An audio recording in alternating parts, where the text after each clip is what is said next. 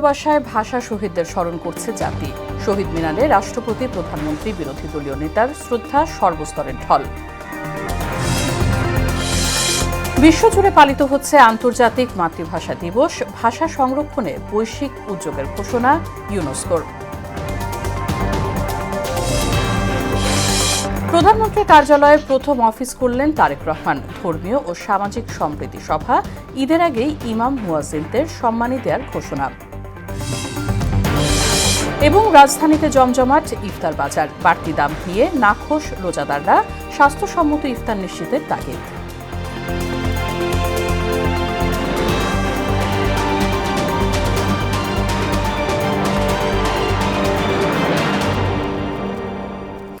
আসসালামু আলাইকুম, স্বাগত মোহনা সংবাদে। শুনছিলেন শিরোনাম, পুরো সংবাদের সঙ্গে আছে রাশিদা সুলতানা রিঙ্কু। শুরুতেই মহান শহীদ দিবস ও আন্তর্জাতিক মাতৃভাষা দিবসের খবর।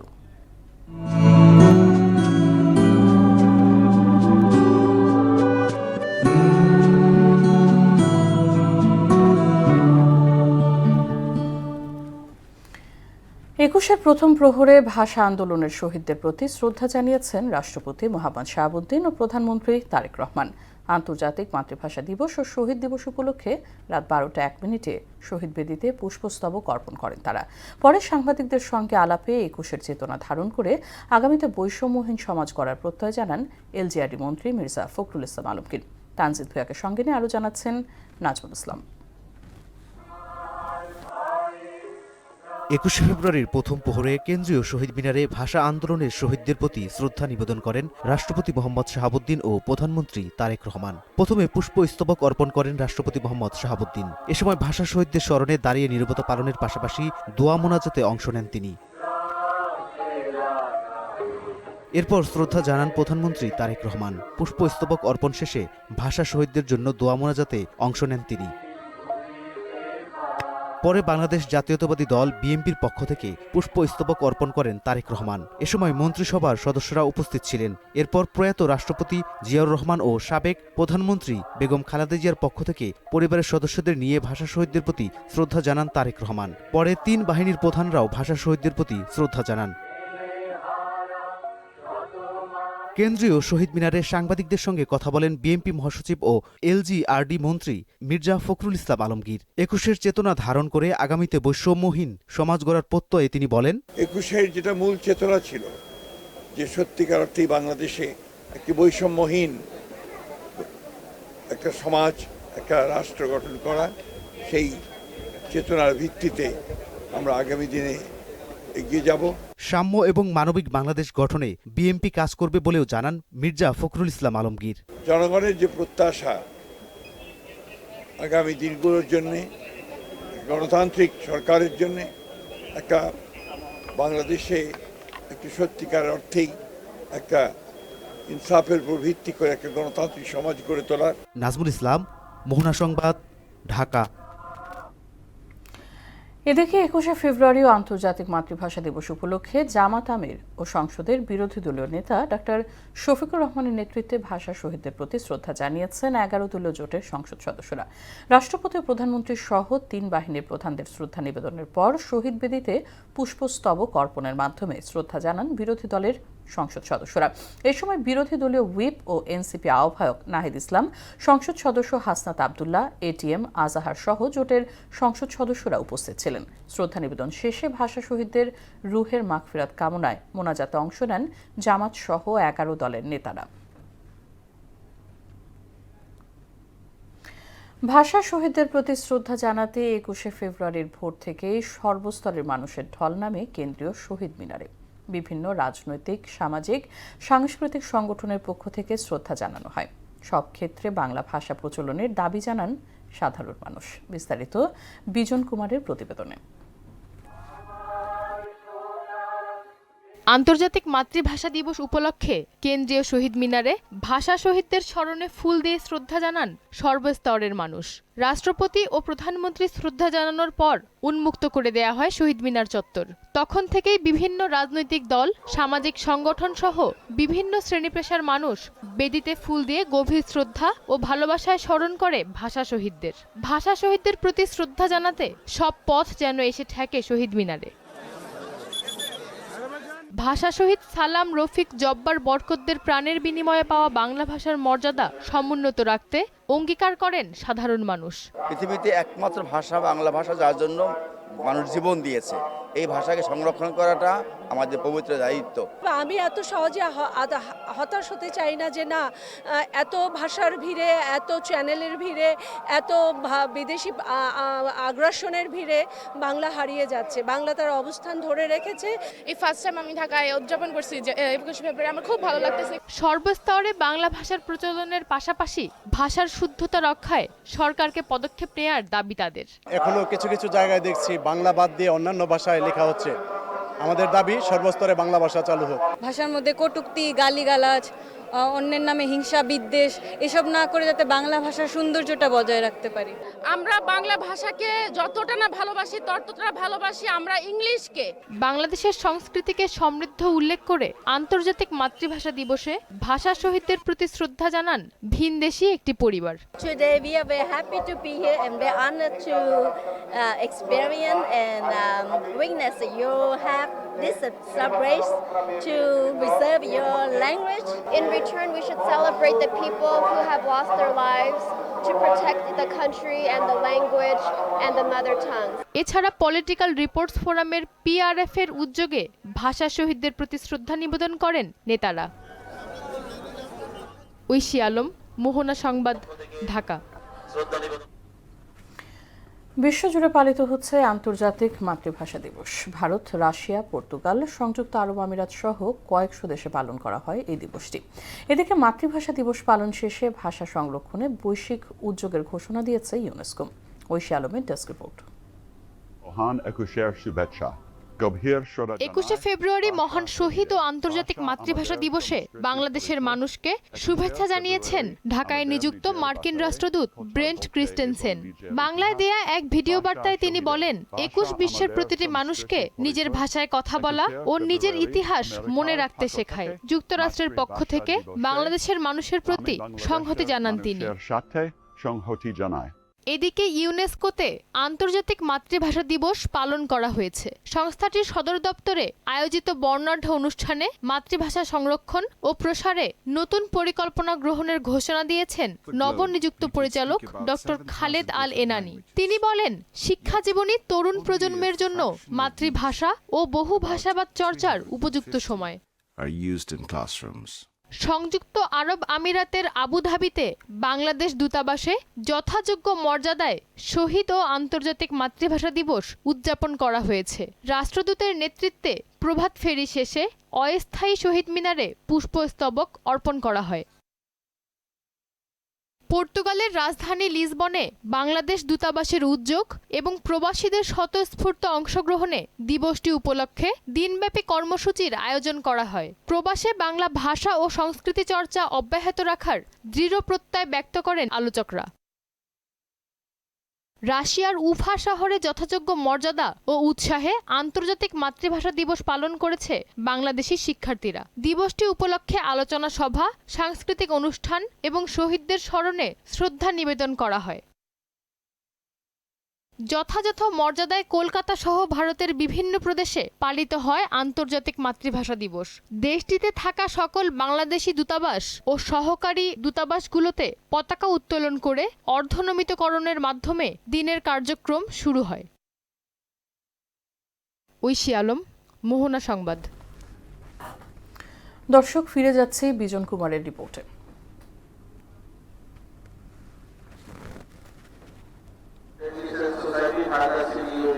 জনসমুদ্রে স্রোতে ভাসা এই চিত্র রাজধানী ঢাকার হৃদয়ে দাঁড়িয়ে থাকা শহীদ মিনারের। কণ্ঠে আমার ভাইয়ের রক্তে রাঙানো 21শে ফেব্রুয়ারি অবিনাশী গান, হাতে রক্তিম ফুল আর বুকে কালো ব্যাজ। খালি পায়ে সকলেই এসেছেন ভাষা শহীদদের শ্রদ্ধা জানাতে। এই দিনের জন্য আমরা শ্রদ্ধা জানাতে এসেছি যে তাদের প্রতি তারা আমাদের এই বাংলা ভাষাটা ফিরিয়ে দিয়েছে। তাছাড়া বাচ্চাদের নিয়ে এসেছি, বাচ্চারাও যেন এই দিনটা দেখে মানে বুঝে সামনের দিন যেন আমরা মানে ভবিষ্যতে যেন তারা শ্রদ্ধা করতে পারি। ভাষা শহীদরা আজকে শহীদ হয়েছে, যার কারণে আমরা বাংলাতে কথা বলতে পারছি।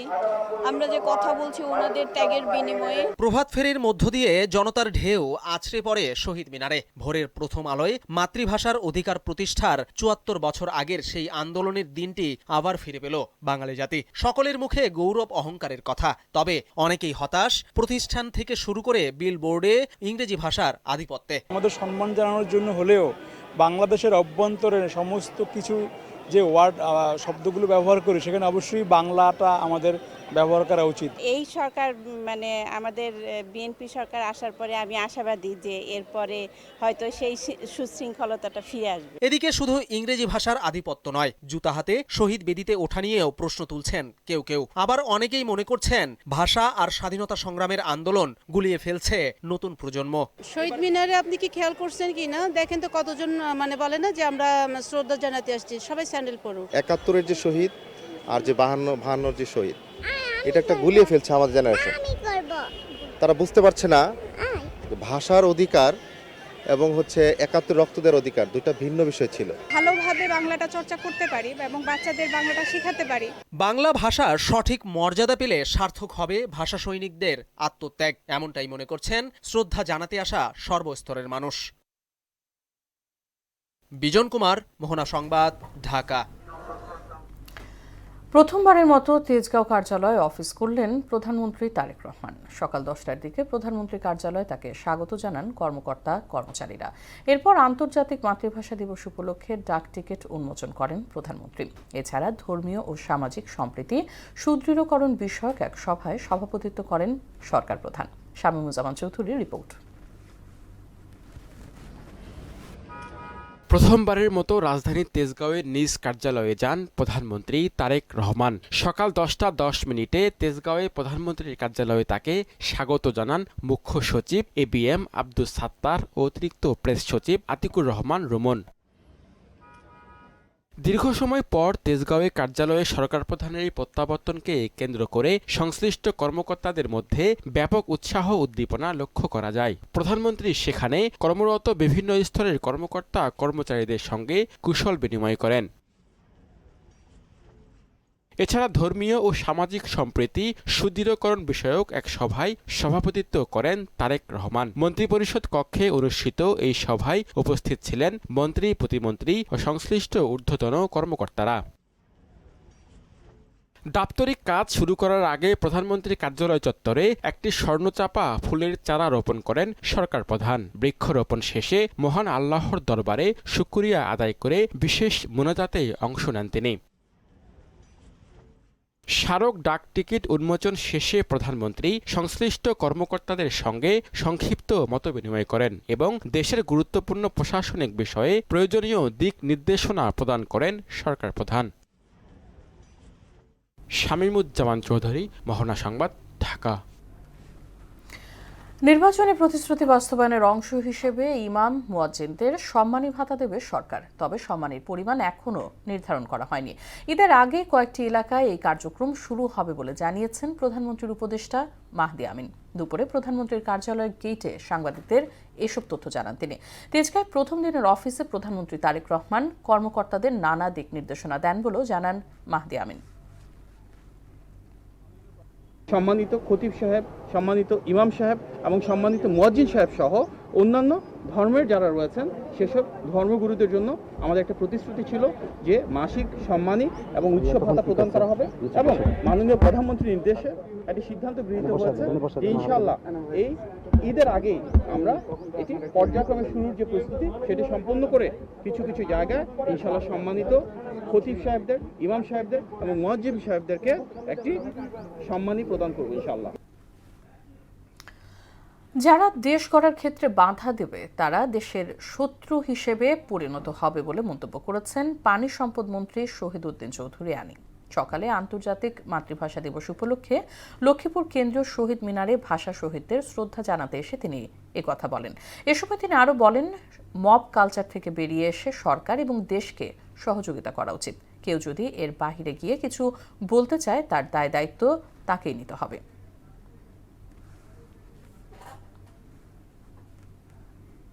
মব কালচার, নামই তো মব।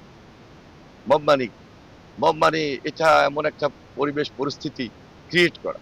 সুতরাং একটা বিশৃঙ্খল পরিবেশ তৈরি করা। বিশৃঙ্খল পরিবেশ তৈরি করতে গেলে বাংলাদেশ গড়ার ক্ষেত্রে তো বাধা হতে পারে। সুতরাং যারাই বাংলাদেশ গড়ার ক্ষেত্রে বাধা দিবে তারা দেশের শত্রু হিসেবে পরিণত হবে। সুতরাং মব কালচার থেকে ফিরে এসে আমাদের দায়িত্বশীল অবস্থান থেকে আমাদের কথা বলতে হবে, কাজ করতে হবে। সরকার এবং দেশকে সহযোগিতা করার জন্যই কাজ করা উচিত। রাজধানীতে জমে উঠেছে ইফতার বাজার, তবে এবার বাড়তি দাম নিয়ে ক্ষুব্ধ রোজাদাররা। এর পাশাপাশি স্বাস্থ্যসম্মত ইফতারের অভাব রয়েছে বলেও জানান তারা। গুণগত মানের ইফতার নিশ্চিতে ভোক্তা অধিদপ্তর সহ সংশ্লিষ্টদের তৎপর হওয়ার দাবি জানান ক্রেতারা। এ বিষয়ে আরও জানাতে রাজধানী থেকে যুক্ত হচ্ছেন সহকর্মী তানজিদ ভুঁইয়া। তানজিদ, রাজধানীর ইফতার বাজারের সার্বিক পরিস্থিতি আমাদেরকে জানাবেন।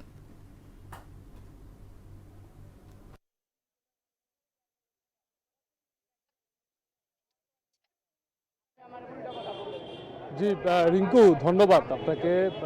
আজকে রমজানের চতুর্থ দিন। এই চতুর্থ দিনে কিন্তু রাজধানীর বিভিন্ন স্থান আমরা ঘুরে যেটি দেখতে পেয়েছি, মানুষ কিন্তু বাহির থেকে যে ইফতারি সেটি কিন্তু কিনছে। সেটি যদি আমি বলি যে যেটি স্বাস্থ্যসম্মত নয় বা হচ্ছে খোলামেলা পরিবেশেও সেটি পরিবেশন করা হচ্ছে এবং সেটি ক্রেতারা কিনছেও, সেটি বটে বলা চলে। কারণ হচ্ছে যারা এই নিম্ন আয়ের বা খেটে খাওয়া যারা মানুষ রয়েছে বা যারা অনেকেই এই রাজধানী শহরে ব্যাচেলর থাকেন, পরিবার পরিজন ছাড়া থাকেন, ওনাদের কিন্তু শেষ ভরসাই কিন্তু এই ফুটপাতের যেই ছোট ছোট যে দোকানগুলো রয়েছে। সেখানে আমরা বলতেই পারি যে এখানে স্বাস্থ্য সচেতনতা বা হচ্ছে স্বাস্থ্যসম্মত যে খাবার সেটি কিন্তু সেইভাবে তাদের নিয়ম বা নীতির মধ্যে নেই। কারণ হচ্ছে সেটি যেই নিয়মের মধ্যে থাকার কথা ছিল সেটি কিন্তু থাকে না, বেশ খোলামেলাভাবেই থাকে সেইভাবেই কিন্তু ক্রেতারা কিন্তু কিনছেন। কারণ হচ্ছে তাদের সেই জীবনযাপন করতে হবে। আমি যদি একটু দেখাতে চাই যে ওনারা যে খাবারের যে রঙগুলো ব্যবহার করেন, বিভিন্ন রং ব্যবহার করেন, আপনার লাল যে রঙগুলো ব্যবহার করেন সেটিও কিন্তু স্বাস্থ্যসম্মত নয়। আমি যদি একটু কথা বলি, তো কথা বলে জানার চেষ্টা করি যে এই বাহিরের যে ইফতারগুলো কেমন স্বাস্থ্যসম্মত মনে হয়? এটা দেখা যায় স্বাস্থ্যসম্মত না হলে আমাদের যারা আছি, যারা বাড়িতে খাইতে হয়, বেশি একটা বাজেট থাকে না, আমাদের জন্য আর কি এটা ভালো ডিল। আমরা খাইতে পারি এবং স্বাস্থ্যসম্মত না তাও খাওয়া লাগে, কিছু করার থাকে না আমাদের। আপনারা দোকানিকে বলেন যে এই জিনিসগুলো দেখা গেছে যে ওনারা তো সবসময় ওইভাবে ইউজ করে, আমরা ওইভাবেই খাইতে বাইরে থেকে খাইতে ইউজ টু হয়ে গেছি। সো আলটিমেটলি আমরা সবসময় খাওয়া পড়ে না, মাঝে মধ্যে খাওয়া পড়লে তো ওই জিনিসটা এফেক্ট করতেছে না। ধন্যবাদ। রিঙ্কু, আপনি যেটি শুনতে পাচ্ছিলেন যে নিরুপায় হয়েই কিন্তু রাজধানীতে যারা এই বাহির থেকে ইফতারি কেনাকাটা করছেন সেটি কিন্তু তারা করছেন, তাদের নিরুপায় হয়ে কিন্তু। জি তানজিদ, অসংখ্য ধন্যবাদ আপনাকে। কুষ্টিয়া গ্যাস সিলিন্ডারবাহী ট্রাকের সঙ্গে সিএনজি চালিত অটোরিকশার মুখোমুখি সংঘর্ষে ৩ নারী সহ ৫ জন নিহত হয়েছেন। দুপুর 2টার দিকে শহরের বাইপাস সড়কে মর্মান্তিক এই সড়ক দুর্ঘটনা ঘটে। কুষ্টিয়া হাইওয়ে পুলিশের ইনচার্জ মোহাম্মদ আবু ওবায়দ সড়ক দুর্ঘটনায় 5 জন নিহত হওয়ার বিষয়টি নিশ্চিত করেন। স্থানীয়রা জানায় সিএনজিটি সড়কের কবুরহাট থেকে বাইপাস হয়ে যাচ্ছিল। এ সময় বিপরীত দিক থেকে আসা একটি গ্যাস সিলিন্ডারবাহী ট্রাকের সঙ্গে সিএনজির মুখোমুখি সংঘর্ষ হয়। দেশ জুড়ে নানা কর্মসূচির মধ্য দিয়ে পালিত হচ্ছে মহান শহীদ দিবস ও আন্তর্জাতিক মাতৃভাষা দিবস। প্রতিনিধিদের পাঠানো তথ্যচিত্রে জানাচ্ছেন তাসিন তারিন। ফরিদপুরের নগরকান্ধায় আন্তর্জাতিক মাতৃভাষা ও শহীদ দিবস উপলক্ষে উপজেলা শহীদ মিনারে পুষ্পমাল্য অর্পণ ও আলোচনা সভা অনুষ্ঠিত হয়েছে। সিলেটে যথাযোগ্য মর্যাদায় আন্তর্জাতিক মাতৃভাষা দিবস পালন করা হয়েছে। দিনাজপুরে ঘোড়াঘাটে 21শে ফেব্রুয়ারি মহান শহীদ দিবস ও আন্তর্জাতিক মাতৃভাষা দিবস উপলক্ষে কেন্দ্রীয় শহীদ মিনারে শ্রদ্ধা নিবেদন করেন সর্বস্তরের মানুষ। আন্তর্জাতিক মাতৃভাষা ও মহান শহীদ দিবস উপলক্ষে সিরাজগঞ্জ জেলায় যথাযোগ্য মর্যাদায় ভাষা শহীদদের প্রতি শ্রদ্ধা নিবেদন করা হয়েছে। ব্রাহ্মণবাড়িয়ায় যথাযোগ্য মর্যাদায় আন্তর্জাতিক মাতৃভাষা দিবস পালিত হয়েছে। মহান শহীদ দিবস ও আন্তর্জাতিক মাতৃভাষা দিবস উপলক্ষে খাগড়াছড়িতে 21শে প্রথম প্রহরে ভাষা শহীদদের প্রতি গভীর শ্রদ্ধা নিবেদন করা হয়েছে। বান্দরবান কেন্দ্রীয় শহীদ মিনারে প্রথমে ফুল দিয়ে শ্রদ্ধা জ্ঞাপন করেন নবনির্বাচিত সংসদ সদস্য সাচিং প্রু জেরি সহ সর্বস্তরের মানুষ। পটুয়াখালী রাঙ্গামালিতে মহান শহীদ দিবস ও আন্তর্জাতিক মাতৃভাষা দিবস উপলক্ষে রাঙ্গামালী উপজেলা প্রশাসন উদ্যোগে ভাষা শহীদদের প্রতি গভীর শ্রদ্ধা নিবেদন করা হয়েছে। ব্রাহ্মণবাড়িয়ার আশুগঞ্জে আন্তর্জাতিক মাতৃভাষা দিবস উপলক্ষে আলোচনা সভা অনুষ্ঠিত হয়েছে। লালমনিরহাটে আন্তর্জাতিক মাতৃভাষা ও শহীদ দিবস উপলক্ষে ভাষা শহীদদের প্রতি পুষ্পমাল্য অর্পণ করেন দুর্যোগ ব্যবস্থাপনা ও ত্রাণ মন্ত্রী অধ্যক্ষ আসাদুল হাবিব দুলু। চাঁপাইনবাবগঞ্জ নাচলে আন্তর্জাতিক মাতৃভাষা ও শহীদ দিবস উপলক্ষে জামায়াতের আলোচনা সভা ও দোয়া মাহফিল অনুষ্ঠিত হয়েছে। ফেনীর দাগনভূঞা সালামনগরে ভাষা শহীদ আব্দুল সালাম স্মৃতি জাদুঘর ও গ্রন্থাগার প্রাঙ্গণে আলোচনা সভার আয়োজন করেছে জেলা প্রশাসন। রাঙ্গামাটিতে যথাযোগ্য মর্যাদায় মহান শহীদ দিবস ও আন্তর্জাতিক মাতৃভাষা দিবস পালিত হয়েছে। নড়াইলে যথাযোগ্য মর্যাদায় ও গভীর শ্রদ্ধার মধ্য দিয়ে শহীদ দিবস ও আন্তর্জাতিক মাতৃভাষা দিবস পালিত হয়েছে। কক্সবাজারে যথাযোগ্য মর্যাদায় পালিত হয়েছে মহান শহীদ দিবস ও আন্তর্জাতিক মাতৃভাষা দিবস। লক্ষ্মীপুরে যথাযোগ্য মর্যাদায় মহান শহীদ দিবস ও আন্তর্জাতিক মাতৃভাষা দিবস পালন করা হয়েছে। তাহসিন তারিন, মোহনা সংবাদ।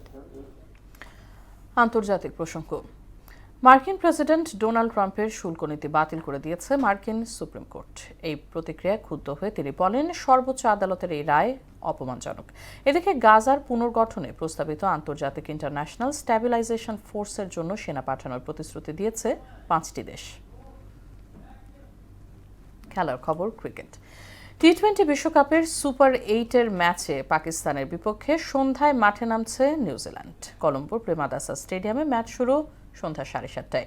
গ্রুপ এ থেকে 4 ম্যাচে 3 জয় সুপার 8 নিশ্চিত করে পাকিস্তান। অন্যদিকে সমান 4 ম্যাচে 3 জয়ে সুপার 8-এ ওঠে নিউজিল্যান্ড। তাই এই ম্যাচে জয় দিয়ে সেমিফাইনালের দৌড়ে এগিয়ে থাকবে দুই দল। এর আগে টি-20 ক্রিকেটে 2 দলের 49 বারের দেখায় পাকিস্তান জিতেছে 24টিতে আর নিউজিল্যান্ডের জয় 23টিতে।